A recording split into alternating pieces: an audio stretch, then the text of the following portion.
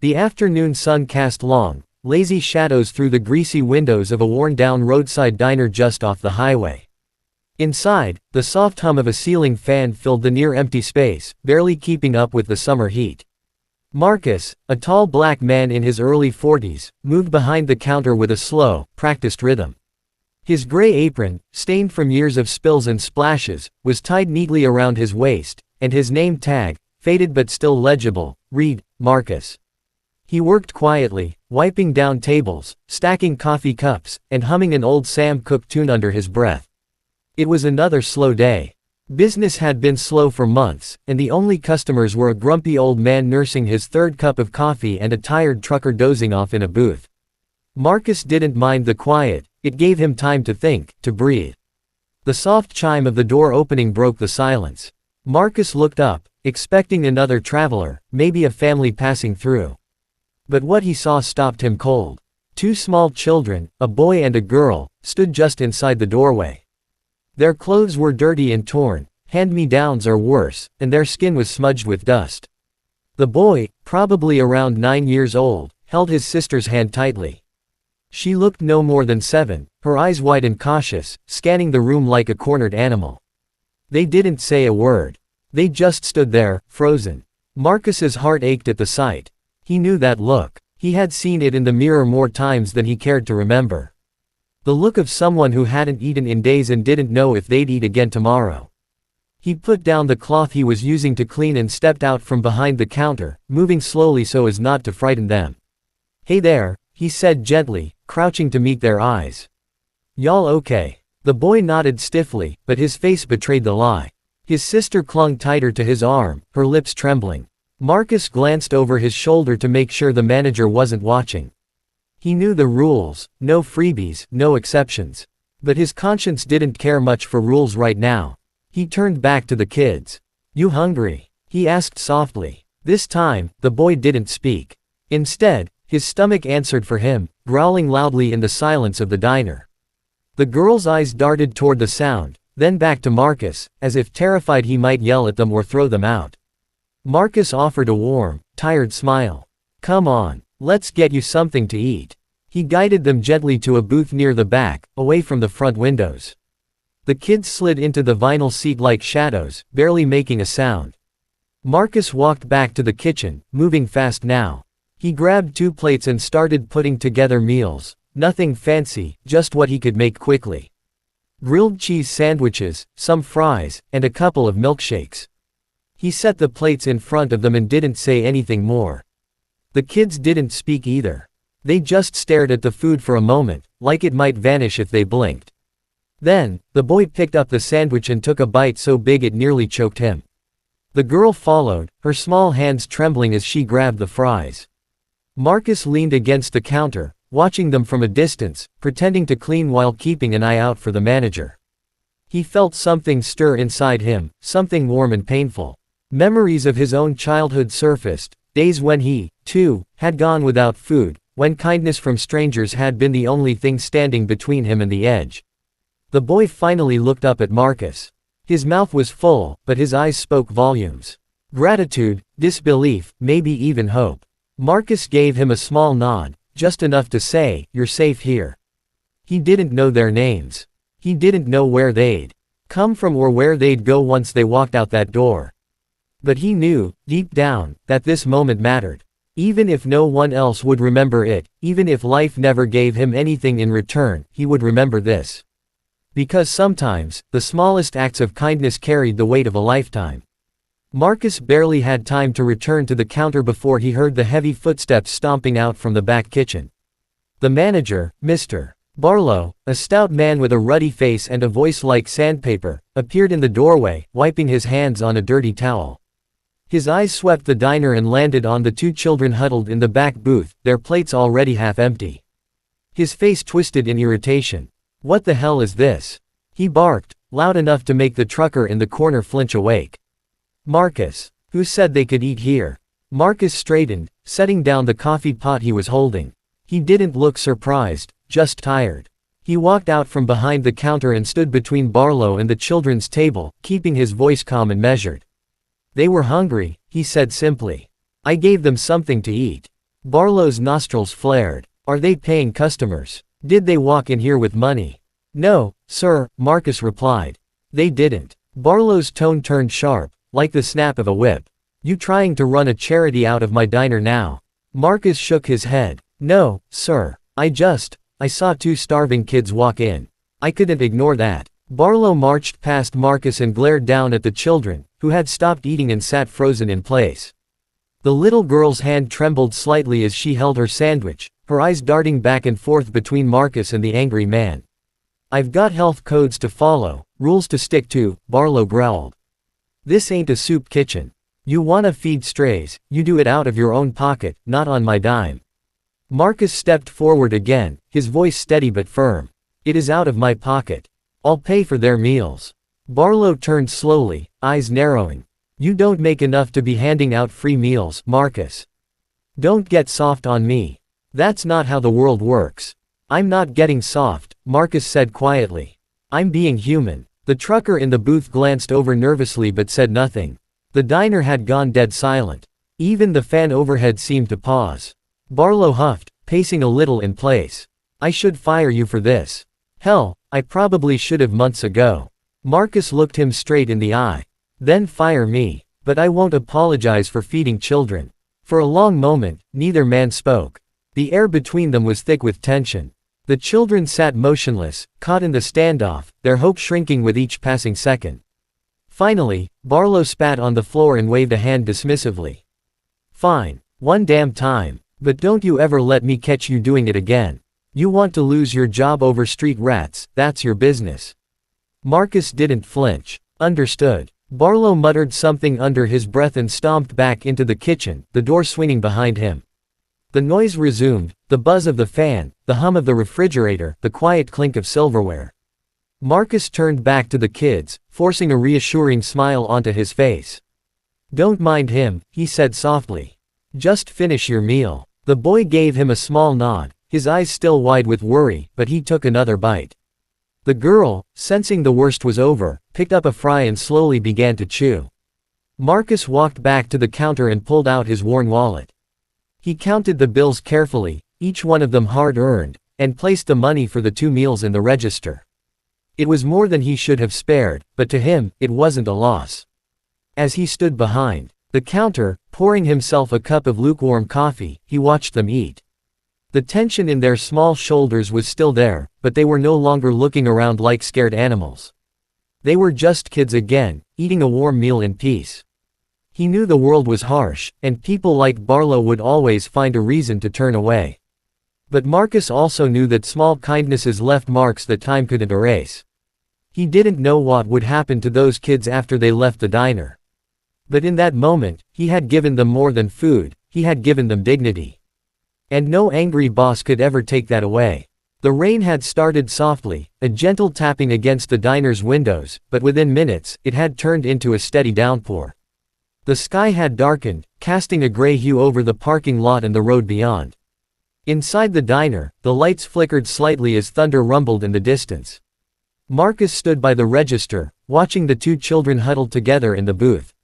Their plates were nearly empty, crumbs scattered beside half-finished fries and the remains of a now-melted milkshake. The boy wiped his mouth with the back of his hand, his eyes darting toward the window. The girl, smaller and more delicate, leaned against his shoulder, her expression unreadable.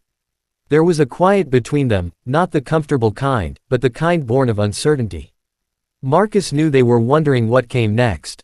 He walked back to their table, holding a small brown paper bag in one hand and a battered old umbrella in the other. He placed the bag gently on the table. There's a couple sandwiches in here, he said softly. And some fruit. Might help you later on. The boy looked up, startled by the gesture, then slowly reached for the bag. He didn't say anything, but the way he held it close said enough. Marcus crouched beside the table, bringing himself to their eye level. You got a place to go? He asked gently. The boy hesitated, then shook his head. We're just walking, he said quietly. Marcus felt the ache in his chest deepen. He had walked too, once, streets, alleys, highways. Hunger and fear as his only companions. He reached into his pocket and pulled out a crumpled $10 bill. He hesitated for a second, then handed it to the boy. It's not much, Marcus said, but it might help you get something later. Just be careful out there. The boy stared at the money, then back at Marcus, as if unsure whether to take it. Marcus gave him a small nod. Slowly, the boy accepted the bill and tucked it into his pocket. Then Marcus stood up and handed him the umbrella. Keep dry. This rain's not letting up anytime soon. The girl finally spoke, her voice barely above a whisper. Thank you. Those two words carried the weight of something sacred. Marcus smiled, though his eyes stung. You take care of each other, all right. They slid out of the booth and stood together, close as shadows. The boy took the umbrella and opened it slowly. Marcus watched as they walked to the door, their thin shoes scuffing the floor. Just before stepping out, the boy turned around. He looked at Marcus, really looked at him, like he was trying to memorize his face. Then he said, "We won't forget." Marcus nodded once, his voice caught in his throat.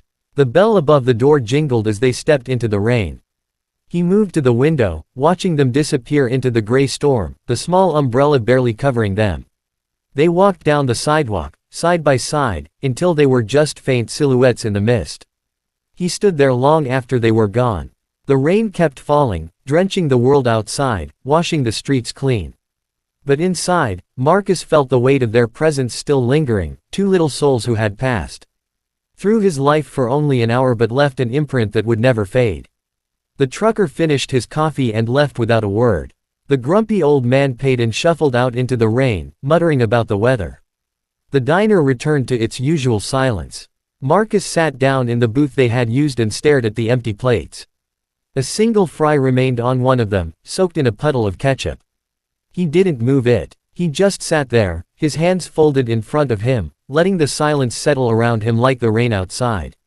He didn't know their names, and he knew he'd probably never see them again. But in that one rainy afternoon, something had changed. Not in them, but in him. Years passed, and the memory of that rainy afternoon never left Marcus. He never learned what became of the two children he had fed that day, but their faces lingered in his mind like a soft echo. Sometimes, when he closed his eyes, he could still see them, wet clothes, tired eyes, and the way the boy had looked back at him just before stepping into the storm. "We won't forget," he had said. Marcus had clung to those words more than he realized. The diner didn't change much over the years. The linoleum floors grew more worn, the booths more cracked, and the jukebox finally gave up on playing its old tunes. Marcus stayed through it all. He didn't have dreams of moving on to something bigger. He wasn't chasing money or titles. He just believed in showing up, day after day, treating each customer with the same quiet patience, whether they were kind or cruel. Time had marked him. His back ached more now. His hair, once black and thick, had grayed at the temples. The same apron still hung around his waist, though it had been patched and stitched several times. The tips came slower, and the hours dragged longer. Sometimes, he wondered if the world had moved on without him, but he never let the thought settle too long. He still gave free refills to the old men who sat for hours nursing their coffee. He still slipped an extra biscuit to the single mother with 3 kids when he noticed her glancing at the prices on the menu a little too long. He did it quietly, without a word, just like he had with the 2 orphans all those years ago. Most people didn't notice Marcus. He blended into the background of the diner like the smell of coffee and grease. But those who paid attention saw something rare in him. They saw a man who didn't ask for praise, who gave kindness without expecting it in return. And that, in a world spinning faster and colder by the day, was something remarkable. Every now and then, on particularly rainy days, Marcus would find himself standing by the same window where he had watched those 2 children walk away. He'd catch himself searching the street, half hoping he'd see them again. He told himself it was foolish, but the hope remained, quiet and stubborn. He didn't speak much of that day to anyone. It wasn't a story he felt he needed to tell. It had just been the right thing to do. In a world full of noise and cruelty, Marcus believed that small, quiet goodness could still matter. That maybe, just maybe, his one small act had given those kids a little more strength to carry on. His own life remained simple. He rented a modest apartment a few blocks from the diner. He didn't own a car, preferring to walk. He never married, though there had been a time he thought he might. Life just kept moving, and he kept walking alongside it. Sometimes it was lonely, but it was honest. He had no retirement plan, no savings worth mentioning. The thought of slowing down scared him a little. What would he do if he wasn't working, serving, being useful? He never asked for help, never complained. And though the years hadn't been easy, he had never become bitter. Not once. Late at night, after closing time, Marcus would sit in one of the empty booths and sip a cup of decaf coffee. The diner would be dark except for a few humming bulbs and the glow from the neon sign outside. He would stare into the quiet and think about the people who had come and gone, faces he'd served, lives he'd touched without even realizing it. He still didn't know if those two kids had made it. He liked to believe they had. That they had found shelter, found love, found a life better than the one they were walking away from that day. He liked to believe that somewhere out there, they still remembered him. But he never let himself expect anything in return. That wasn't why he did it. Marcus had given them food. A little warmth. A little dignity. And even if the world had forgotten that day entirely, he never did. The morning began like any other. The sun had just started to rise above the rooftops, casting a pale orange glow across the neighborhood. Birds chirped from the trees, and the street was still quiet except for the occasional bark of a dog or the low hum of a distant car. Marcus sat on his porch with a chipped mug in hand, filled with lukewarm coffee that he had brewed from the last of his grounds.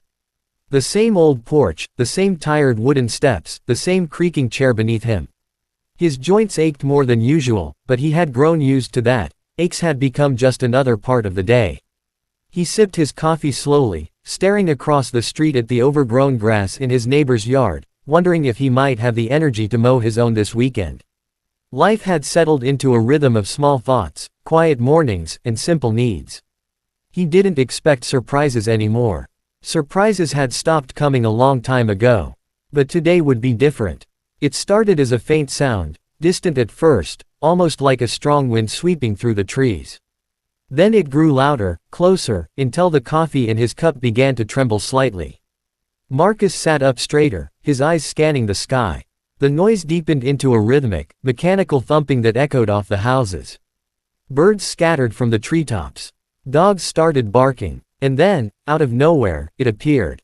A black helicopter. Sleek, modern, powerful. It hovered above the neighborhood, circling once like it was searching for something, then descended slowly, right into the empty lot across the street from Marcus's house. The force of the rotor wash sent dust flying and tree branches swaying violently. Marcus instinctively shielded his face with his arm, blinking in disbelief. Neighbors began to emerge from their homes, drawn by the noise. Some stood in their doorways, others gathered at the edges of their yards. Phones were lifted, pictures taken, murmurs exchanged. But all eyes eventually turned to Marcus, because the helicopter hadn't landed at random, it had landed right in front of his house. Marcus stood slowly, the coffee forgotten on the porch rail. His heart was beating harder than it had in years. There was no reason, no explanation he could think of. He wasn't anyone important. No one flew helicopters to visit aging waiters in worn-out neighborhoods. It didn't make sense. The chopper's door opened. A tall young man in a tailored suit stepped out first, followed by a young woman in a white coat. They moved with calm purpose, not hurried, but confident, as if they had been preparing for this moment for a long time. As they walked toward the porch, Marcus stepped down, still unsure if he was dreaming. The man had a strong build, neatly trimmed beard, and a smile that felt oddly familiar. The woman, elegant and poised, carried herself with the quiet strength of someone used to making life-changing decisions. Marcus looked from one to the other, confusion written all over his face. "Mr. Marcus?" the man asked, his voice steady. "Yes, that's me," Marcus replied cautiously. The man smiled and reached into his pocket, pulling out a small, worn object. He held it up for Marcus to see. It was an old $10 bill. Faded, creased, but carefully preserved in a plastic sleeve. Marcus stared, stunned. "You gave us this," the woman said gently. "And food. And hope. You probably don't remember us, but we've never forgotten you." The sound of the helicopter behind them faded into the background as Marcus's breath caught in his throat. He looked at their faces again, older now, stronger, but behind their eyes, he saw them. The children. The boy with the too big coat. The girl with frightened eyes and a whispered "thank you." He said nothing at first. His lips parted, but words failed him. He simply stood there, eyes wet, as the weight of 20 years collapsed into a single, staggering moment. The man stepped closer. "We came to say thank you. And to change your life, just like you changed ours." And just like that, the world that had once moved so quietly, so steadily, around Marcus, shifted entirely. Because this was no ordinary morning. This was a return, a reckoning, a beginning. Marcus stood frozen on the front lawn, barely able to process what was unfolding before him. The helicopter's blades slowed behind the two strangers, now revealed to be the children he had fed decades ago. But they weren't children anymore. The boy, now a man, carried himself with the quiet confidence of someone who had faced storms and survived them. The girl, now a woman, had an air of calm authority, her white coat hinting at the life she had built, one of purpose and care. "I'm Daniel," the man said softly. "And this is my sister, Maya. You saved us." Marcus blinked, still overwhelmed. How?" Daniel smiled, just like the boy had that rainy day, shy but full of unspoken gratitude. "We never forgot what you did for us. That meal, that umbrella, that $10 bill. You probably thought it was nothing, but to us, it was everything." Maya stepped forward, her voice warm. "We were on the streets. Our parents had died months earlier. We'd been bouncing from shelter to shelter, getting kicked out, surviving on scraps. We were starving that day. Truly starving. And then we met you." Marcus looked between the two of them, his throat tight. "You were just kids. I didn't think it was that much. I only gave you food. You gave us dignity," Daniel said. "You looked at us like we mattered. You didn't yell, you didn't shoo us away. You asked if we were hungry. You gave us a warm place to sit. That meal got us through the next few days, until a social worker found us. And everything started to change." Maya nodded. "We were taken into foster care. The woman who adopted us was kind. She gave us a home, and we promised each other that we'd make it. That we'd make you proud." Marcus felt the sting of tears he hadn't let fall in years. He opened his mouth to speak but still couldn't find the right words. How do you respond to something like this? He'd never asked for thanks. He hadn't even known if they'd survived. Yet here they were, successful, grown, standing on his lawn like a miracle he never expected. "We've been looking for you for years," Maya continued. "We tracked down the diner. Spoke to the owner, turns out he remembered you. Said you still lived in this neighborhood." Daniel reached into the inside pocket of his jacket and pulled out a small velvet box. "We came to give you something. It's not enough. Nothing ever could be. But it's a start." Marcus took the box slowly, hesitating before opening it. Inside was a simple gold pin in the shape of an open hand, resting atop a crisp folded card. The card read, "The First Kindness Award, for changing lives through compassion." He stared at it, his hands trembling. "You made this." "We created a foundation," Daniel said. "To help kids like us. To feed them, shelter them, educate them. And we named it after you." Marcus looked up, stunned. "The Marcus Foundation," Maya said, smiling. "Because you were the first person who reminded us that we were worth something." It was too much. Marcus sat down on the edge of his porch step, the box still in his lap. He let the tears fall freely now, not out of sadness, but from a deep, humbling awe. All these years he had wondered if that small act had mattered. All these years of aching joints, of quiet nights, of tired eyes. And now, the answer had landed, literally, at his feet. "I just did what I thought was right," he whispered. "That's what makes it so powerful," Maya replied. Daniel placed a hand gently on Marcus's shoulder. "You changed 2 lives that day. And now, through your name, you're helping thousands." For the first time in years, Marcus didn't feel tired. He felt full, of purpose, of pride, of joy. The sun had broken through the clouds, casting golden light across the yard. The neighbors still watched from a distance, stunned, as Marcus embraced the 2 people he had once known only as hungry children. And in that moment, he realized, he hadn't just given them a meal. He had given them a future. The morning air felt different now, charged with a quiet magic Marcus couldn't quite explain. He sat on the porch steps, the velvet box still open on his lap, the gold pin gleaming softly in the sun. Daniel and Maya stood before him like living proof that even the smallest kindness could ripple through time, growing into something vast and powerful. He had fed 2 hungry kids 20 years ago, never expecting to see them again, And now here they were, successful, kind, and reaching back with open arms. Daniel turned and gave a subtle nod toward the helicopter. Another person stepped out, this one in a sleek navy suit, holding a briefcase and a clipboard. He walked over with polite efficiency, greeted Marcus respectfully, and handed him a manila folder. There are a few papers to sign, Daniel explained gently. Nothing complicated, just some transfer documents. Marcus looked at him, brow furrowed. Transfer? What are you talking about? Maya smiled and motioned to the street. We bought you a house, Marcus. It's not a gift, it's a thank you. You gave us warmth when we were cold, hope when we were empty. We wanted to give you a place that feels like home. A real one. Marcus blinked, stunned. A house. A beautiful one, Maya said, her eyes shining. Just a few miles from here. Big windows, a garden out back, and no leaky roof or broken porch steps. And it's yours. No rent. No mortgage. No strings. Marcus stared at the folder, then back at them. I don't know what to say. This is too much. It's not enough, Daniel said. It never could be. We're not doing this out of guilt or charity. You were the spark that lit everything. This is the least we can do. Tears welled up in Marcus's eyes again, but he quickly wiped them with the back of his hand. You didn't have to. Yes, we did, Maya interrupted softly. Because you didn't have to. You didn't have to feed us. You didn't have to stand up to your boss. You didn't have to give us anything. But you did. And that moment, it changed the entire direction of our lives. The man with the clipboard handed Marcus a pen. His hands shook slightly as he signed the documents, not because of fear, but because of the overwhelming feeling rising in his chest. It wasn't just about the house. It was about being seen, being remembered, being loved, even. As he handed the folder back, Maya knelt beside him and took his hand.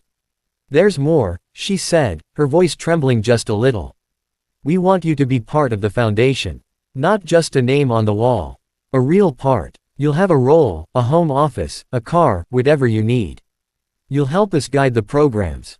Help us find others like us, kids who are lost, scared, invisible.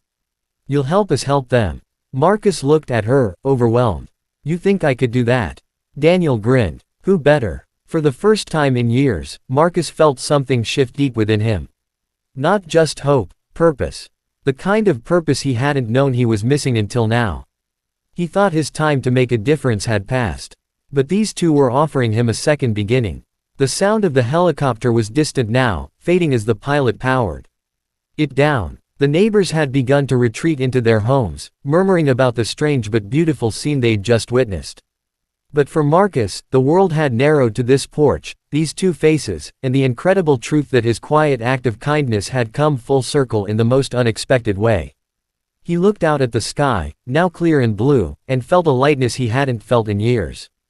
All right then, he said, rising slowly to his feet. Let's go see this house. Daniel and Maya exchanged a smile, then each took one of his arms. They began walking together toward the car that waited nearby.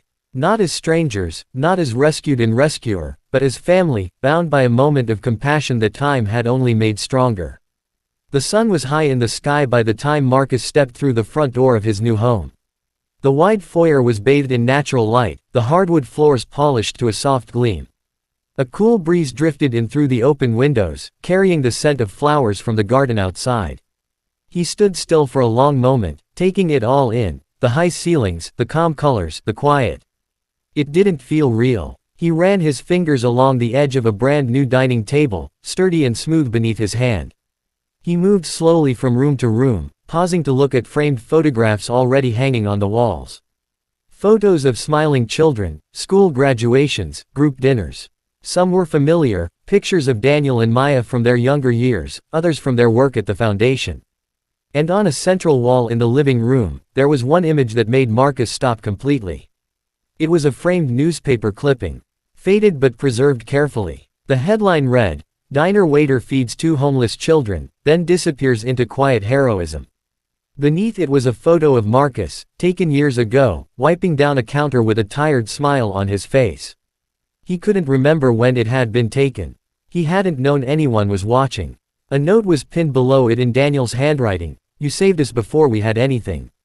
Now, everything we build starts with you." His breath caught in his throat. Later that week, Marcus found himself at the Foundation headquarters, a large, bright building in the city center with clean glass walls and colorful murals painted by children. The words, "The Marcus Foundation," were etched in bold letters above the entrance. Inside, children of all backgrounds filled the halls, some laughing, some shy, some busy painting, reading, or learning new skills. Volunteers and counselors moved through the rooms with gentle smiles, offering guidance and support. It felt like a living, breathing answer to a question Marcus didn't know he'd been asking his entire life. Daniel led him through the building, introducing him as the reason this place exists. Marcus, bashful as always, would wave quietly, unsure how to respond to the waves of gratitude and admiration coming from people he'd never met. Maya gave him a desk by a window, complete with a nameplate that read Marcus Edwards, Director of Community Outreach. He laughed when he saw it, then teared up before sitting down for the first time in a long time, not as a server, but as someone being honored. Each day that followed brought new moments that filled him with wonder. He mentored teens who reminded him of Daniel's old stubborn silence. He cooked with young girls who clung to him like a grandfather they never had. He told stories, asked questions, listened with care. People thanked him constantly. He would always say, "It wasn't me alone. Just a moment." That's all it was. But they all knew that sometimes a single moment, offered with love, could shape generations. Months passed. Then one morning, the distant sound of a helicopter returned, not in the sky over his house this time, but in a wide open field behind the foundation. Curious, Marcus stepped outside. This time, it was bringing supplies, food, books, blankets, medical kits. Donations flown in from a partner charity. More children arrived that day, fresh from shelters, rescued from the streets, each one carrying the same uncertainty in their eyes that Marcus had once seen in Daniel and Maya. He stood quietly and waited near the door, ready to greet them with a smile, ready to ask the one question that had started it all. "Are you hungry?" That evening, as the sun dipped low and painted the walls of the foundation in gold, Marcus sat under a tree near the playground, listening to the laughter echo through the yard. He held a cup of tea, warm in his hands, and watched as Daniel played soccer with a group of kids while Maya helped another with her homework. He closed his eyes and breathed in the peace he had never known he needed. He had once thought of himself as invisible. Just a man with a tired back and a quiet heart. But now, he had become a light in the lives of many. Not because he had planned it. Not because he had asked for it. Because he had once chosen kindness in a moment when no one else would. And now, the world was kinder because of it.